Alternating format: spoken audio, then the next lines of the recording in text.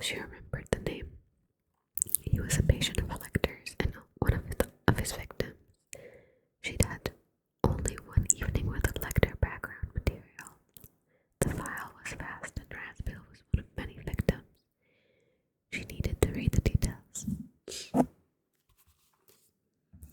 Starling wanted to run with it, but she knew that the urgency was of her own manufacture. The Raspill case was closed years ago. No one was in danger. She had better time. Better to be well informed and well advised before she went further. Crawford might take it away from her and give it to someone else. She'd have to take that chance. She tried to call him from the phone booth, but found he was budget begging for the Justice Department before the House Subcommittee on Appropriations. It's been quite some time since I read like this, so I'm a bit slow with reading. She had gotten the details of the case from the Baltimore Police Department's Homicide Division, but murder is not a federal crime, and she knew they'd snatch it away from her immediately, no questions. She's talking about the files about the Lecter case, if you guys don't remember from the previous chapter many years ago. Her boss gave it to her just for a couple of days, and she went to visit Lecter, and now she's trying to kind of dive deeper into it. Back to the story. She drove back to Quantico, back to the behavioral sciences with its homey brown-checked curtains and its gray files full of hells. She sat there into the evening after the last secretary had left, cranking through the Lecter microfilm. The contrary old viewer glowed like a jack-o'-lantern in the darkened room, the words and the negatives of the pictures swarming across her intent face. Raspill Benjamin Rene, woman, 46, was first flutist for the Baltimore Philharmonic Orchestra. He was a patient of WM. It does not mean woman. I do not know what WM means then, because clearly this is a he. He was a patient in Dr. Hannibal Lecter's psychiatric practice. On March 22nd, 1975, he failed to appear for a performance in Baltimore.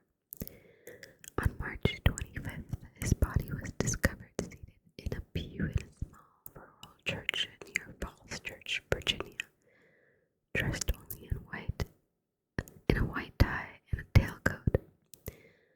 Autopsy revealed that Raspill's heart was pierced and that he was short of his thymus and pancreas.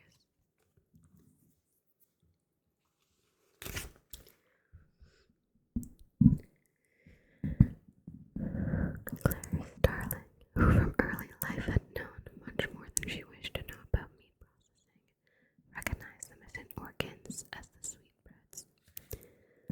Baltimore Homicide believed that these items appeared on the menu of a dinner Lecter gave for the president and the conductor of the Baltimore Philharmonic on the evening following Raspill's disappearance. That's disgusting. Dr. Hannibal Lecter professed to know nothing about these matters.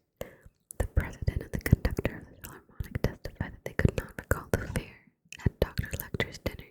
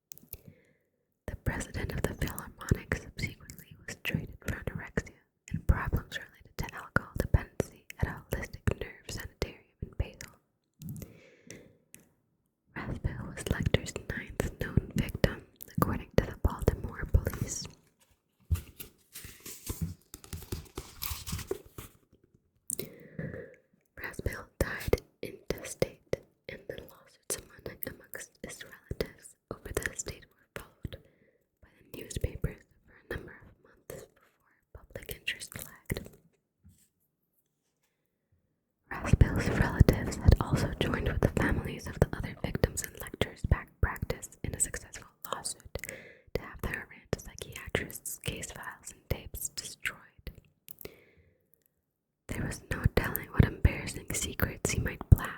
Their reasoning went, and the files were documented.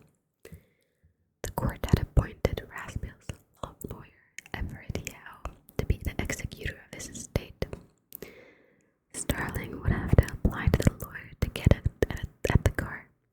The lawyer might be protective of Raspiel's memory and, with enough advance notice, might destroy evidence to cover for his late client. Starling preferred to pounce, and she needed advice and authorization. She was alone in behavioral sciences and had the run of the place. She found Crawford's home number in the Rolodex. She never heard the telephone ringing, but suddenly his voice was there, very quiet and even. "Jack Crawford," he said. "This is clear as Starling. I hope you weren't eating dinner." She had to continue into the silence.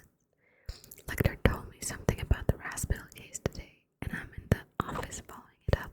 He tells me there's something in Raspiel's car. I'd have to get at it through his lawyer, and since tomorrow's Saturday, no school, I wanted to ask if you..." And then Crawford cuts her off. "Starling, do you have any recollection of what I told you to do with the Lecter information?" Crawford's voice was so terribly quiet. "Give you a report by 9 a.m. Sunday." "Then do that, Starling. Do just exactly that." "Yes, sir."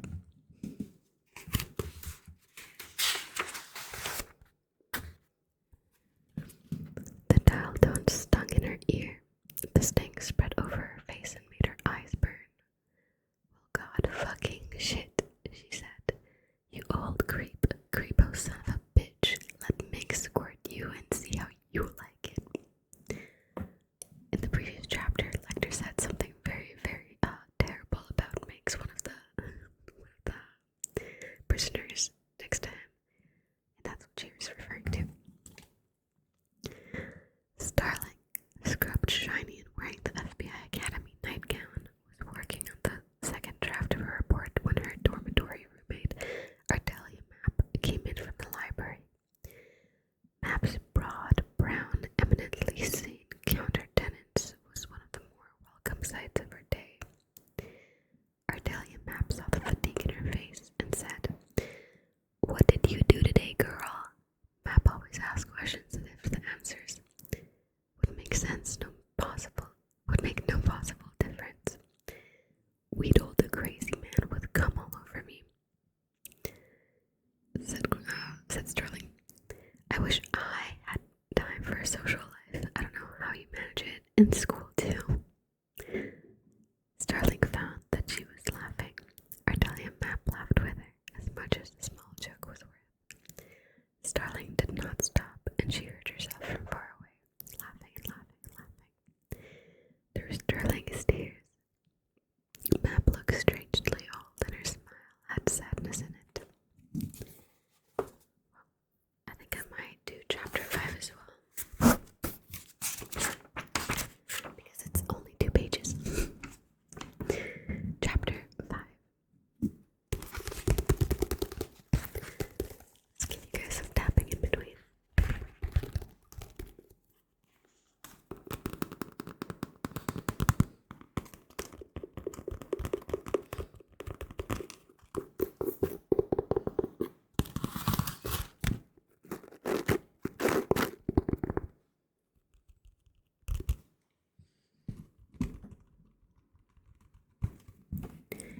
Okay, now, chapter 5. Jack Crawford, 53, reads in a wing chair by a low lamp in the bedroom of his home. He faces 2 double beds, both raised on the blocks to hospital height. One is his own, and the other lies his wife, Bella. Crawford can hear her breathing through her mouth. It had been 2 days since she last could stir or speak to him. She misses a breath. Crawford looks up from his book over his half-glasses. He puts the book down. Bella breathes again, a flutter, and then a full breath. He rises to put his hand on her, to take her blood pressure and her pulse. Over the months, he had become an expert with the blood pressure cuff. Because he will not leave her at night,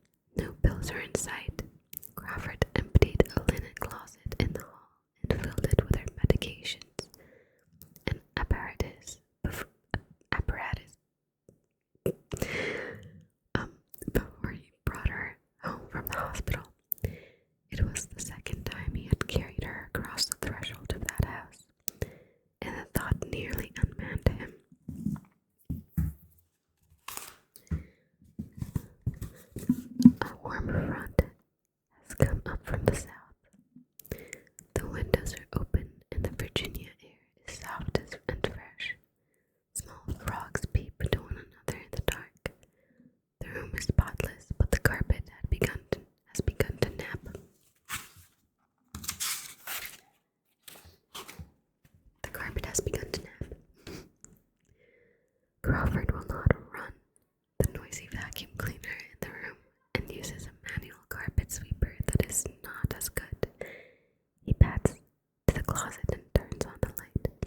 2 clipboards hang on the inside of the door. On one he notes Bella's pulse and blood pressure. His figures and those of the day nurse alternate in a column that stretches over many yellow pages. Many days and nights. On the other clipboard, the day shift nurse has signed off Bella's medication. Crawford is capable of giving any medication she might need in the night. Following a nurse's directions, he practiced injections on her lemon and then on his thighs before he brought her home. But a good husband. Crawford stands over her for perhaps 3 minutes, looking down into her face. A lovely scarf of silk moire covers her hair like a turban.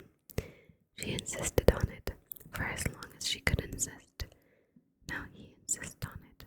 He moistens her lips with glycerin and removes a speck from the corner of her eye with his broad thumb. She does not stir. It is not yet time to turn her. At the mirror, Crawford assures himself that he is not sick, that he doesn't have to go into the ground with her, that he himself is well. He catches himself doing this and it shames him. Back at his chair, he cannot remember what he was reading. He feels the books beside him to find the one that is warm. Alright, so Crawford's wife is sick. We don't know with what with. That was chapter 2. 4, sorry, that was chapter 4 and 5 of Silence of the Lamb. I will mark chapter 6.